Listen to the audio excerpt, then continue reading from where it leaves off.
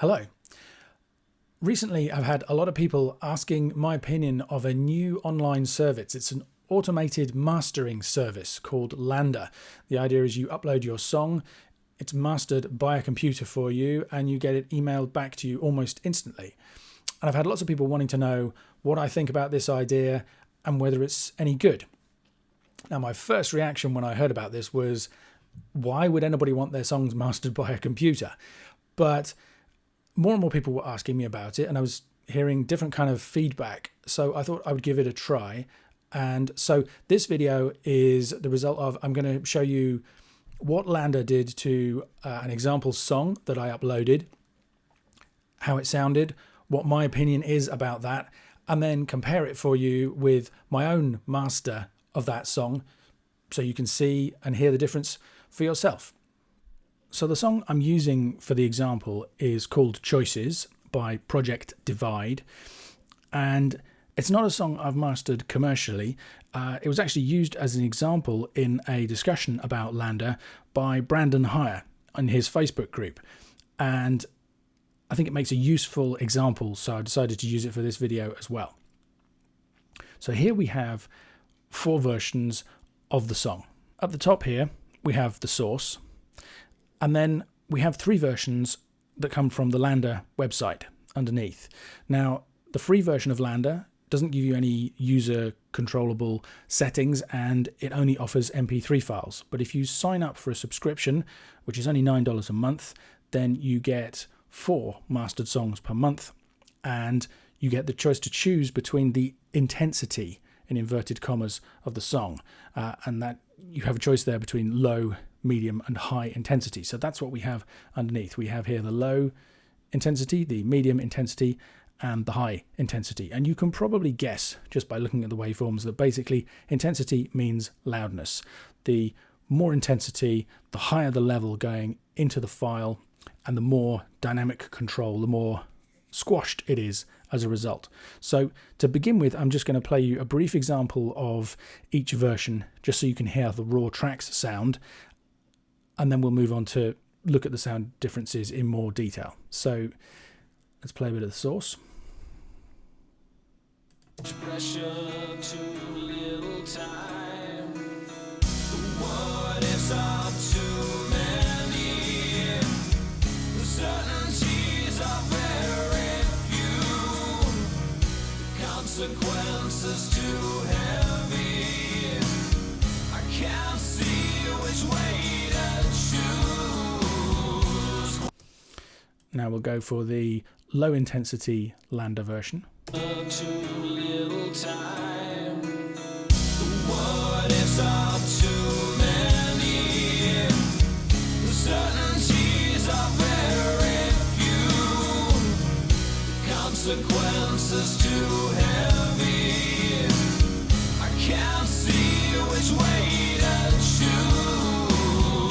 Quiet. So immediately we can see that the level has increased. And I think that's something we should expect from anything that claims to do mastering, even if it's just a computer algorithm. And the peak sample level while it was playing up here was minus 0.3 dBs.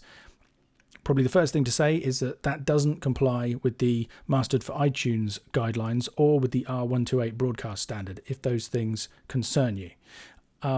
What's more interesting, though, is over here where we can see the intersample peak level as registered by Wavelab. Even in this low intensity version, we can see that there are intersample peaks of plus 0.6 dB on the left channel.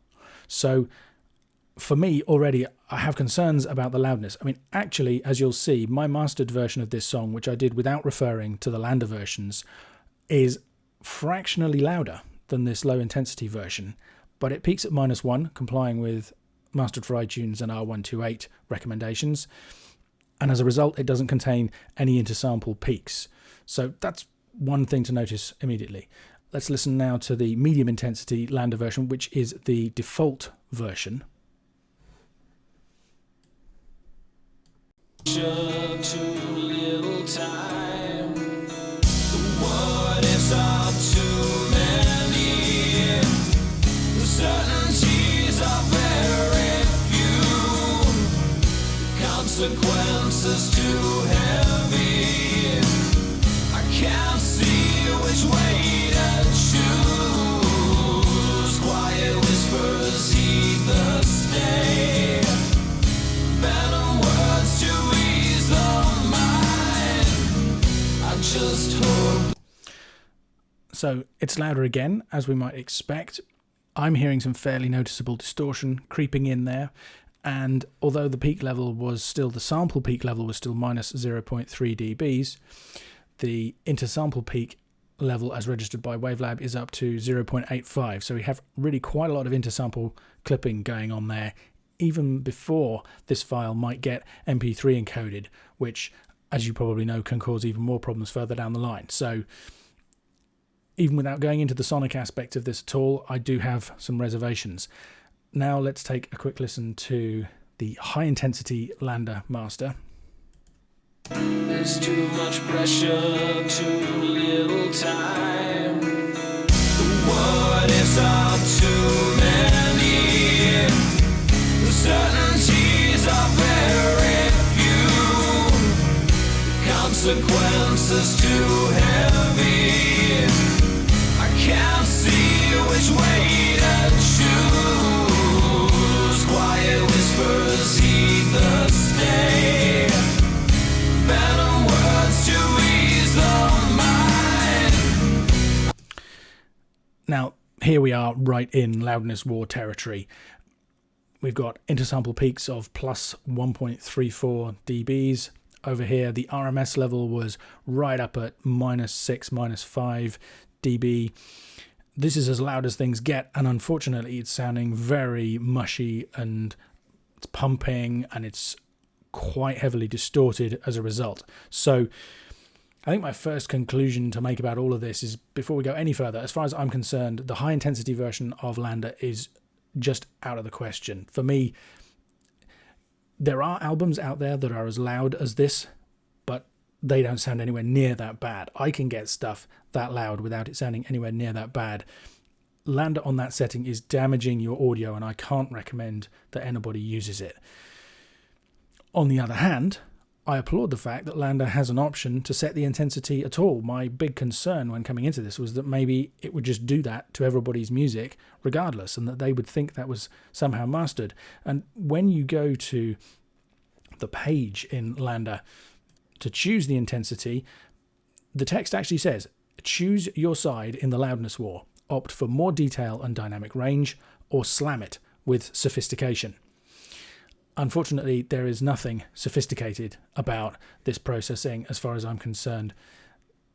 It's just plain old smashed. So I am going to do you a comparison and look at some of the sonic properties of that loudest version, but I'm not going to spend too much time on it. Now, I mentioned that my own master was slightly louder than the low-intensity LANDR version, so maybe the next thing I should do is just give you this comparison. So if I just enable the processing on my version, as I say, I did this version myself without referring to the LANDR masters, so this was my instinct for the song out of the box. There's too much pressure, too little time.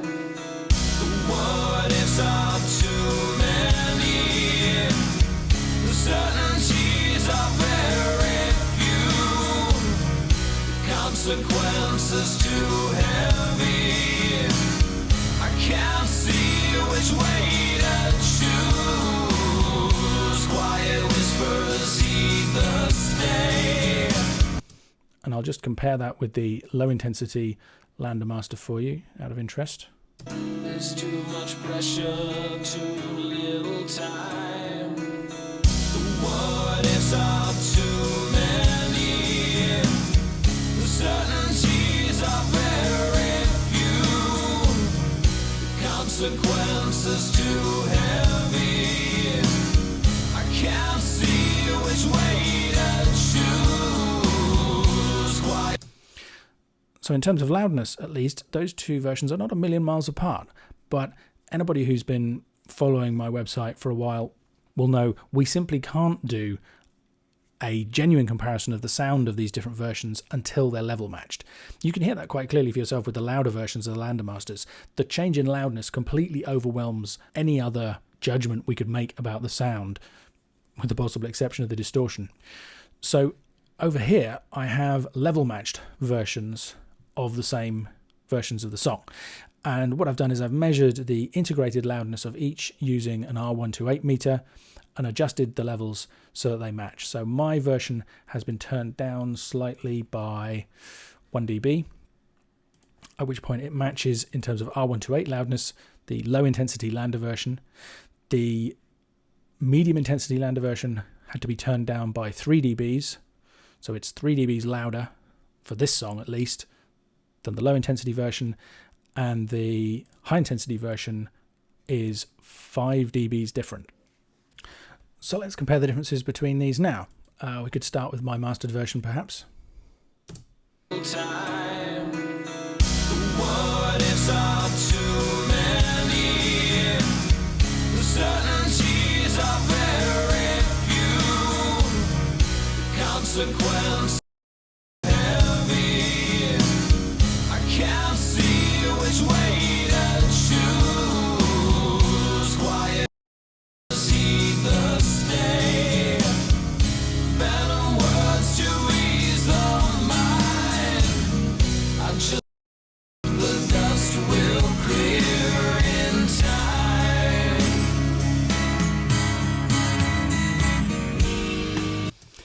We can see by looking at the waveforms, and we can hear the difference we would expect there.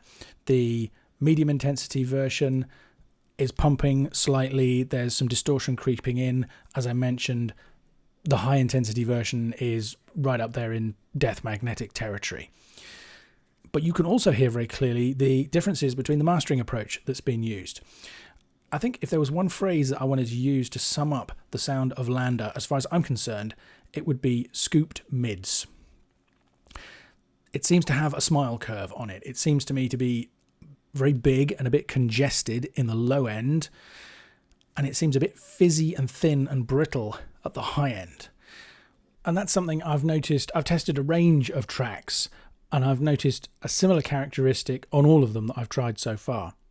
For me, when I was doing this master, I worked very hard. I used some gentle mid-side EQ to add warmth to the edges of the mix without cluttering up the middle, because you had quite a lot of thickness in the center of the image already. But I also wanted to bring out the clarity, some of the ring in the guitars, especially in the quieter sections, and a little bit of extra edge, a little bit of bite to the sound. And I think you can hear that if you compare the two versions. So here's my master. Too much pressure, too little time. What ifs are too many? The certainties are very few. Consequence heavy. I can't see which way to choose. Quiet whispers heed the stay. Better words to ease the mind. I just hope the dust will clear in time. So I definitely prefer my version. You may or may not. The differences get even clearer when we compare it with the higher intensity LANDR versions. Too little time. What ifs are too many? The certainties are very few. Consequences too heavy. I can't see which way to choose. Words heed the stay. Better words to ease the mind. I just hope. I'm finding the cymbals quite annoying there, but at the same time I feel the low end is really quite thick and muddied. I really like the extra space in my own master. I mean, I guess I would, and you might disagree, but it's an interesting difference to listen to. And then finally, let's just quickly compare the loudest LANDR version. Much pressure, too little time. What ifs are too many? The certainties are very consequences heavy. I can't see which way to choose. Quiet whispers heed the stay. Best to ease the mind. I just hope the dust will clear in time. I mean, even if you ignore the distortion in the sound there and the pumping caused by the compression that's been used, I think just that the loss of punch because of all of that dynamic processing is really clear once they're level matched in that way. And of course, this is the only way to objectively compare the sound of different masters like this. Once the loudness is there in play, it just confuses our ears. And of course, this is the way that music is going to get listened to in the real world. MP3 players, the radio, TV, iTunes radio, Spotify, all of these different ways of playing music and listening to music all use loudness normalization. They all play songs at consistent loudnesses. So hopefully that gives you an idea of the differences between the different types of mastering that LANDR can do and the results that it can achieve. I have to say, to be honest, I'm quite impressed with the low intensity version. Given that this is a computer, not a person, I spent a good hour doing my own version of this song. LANDR processed it in about 20 seconds and emailed the result straight to me, and they're not a million miles apart. I think the subtlety and the extra musical sensibilities that I brought to my own master have actually had a beneficial result. But if you just quickly want to make your song conform more closely with whatever else is out there, maybe LANDR is an option that you might find interesting. It's certainly much cheaper than sending it to a professional mastering engineer. So in that sense, I'm impressed. I'm very disappointed that the medium intensity is the default setting on LANDR. I wish they had made the low intensity setting the default. I'm just concerned that this will reinforce everybody's impression that stuff needs to be this loud. I would love to see them enable some kind of equal loudness comparison tool so that you can hear not only the difference in the intensities, but also compare them at equal loudness to hear the sonic differences. I think that would be quite easy for them to implement, and I would really encourage them to do that. But at the end of the day, what I'm saying is that the low intensity version of LANDR is okay. And that's not what mastering is about for me. For me, mastering is about making your music sound the best it can possibly be. So making it sound kind of okay and a bit so it fits in with other things, it shouldn't even be called mastering, in my opinion. They're using processing that's similar to the mastering process. And as I've often said, mastering at its heart is very simple. It's EQ, compression, and limiting, optimized for the sound and the music of the song. But that's not what LANDR's giving you. It's fitting your music into a template, an algorithmically generated template, and it does a reasonable job of that on its low intensity setting. I just don't think that counts as mastering. One other point I want to make is, imagine you processed an entire album using LANDR. One of the things that I spend a lot of time thinking about when I'm mastering an album is how loud songs should be in relation to each other, how they fit together in terms of a musical flow as a listening experience. LANDR's not going to do that. It's going to fit everything to the same cookie cutter template. I mean, I don't know how it works. Maybe it's intelligent enough to listen to the genre and apply different settings. Maybe you'd get more variety, but I can't think that that would ever be as good as a human being making emotional musical decisions about that kind of stuff. So there you go. In the end, I would have to say that LANDR is okay. If you use it on the low intensity setting, it will give you a version of your music that fits in reasonably well with other stuff out there. It'll do it quickly, it'll do it cheaply, and it won't do any serious harm along the way. If you want the absolute best results from your music, I still think you need to have it mastered by a professional mastering engineer, by a human, or invest the time learning those skills and getting your gear to the situation where you can do a better job yourself. And that's always going to get you better results. It's a shame they're marketing it as a mastering solution, because I really don't think that's what LANDR does. It's more along the lines of the autocorrect of spelling and grammar in your word processor, or the auto adjust of the contrast and brightness of your photos when you upload them to have them printed out by an online service. But on that basis, it does an okay job of doing what it does. So I hope you found that useful or interesting. My name is Ian Shepherd. Head over to productionadvice.co.uk for loads more information on how to get great results recording, mixing and mastering your own music. Subscribe to the YouTube channel to make sure you get future updates. And thanks for listening.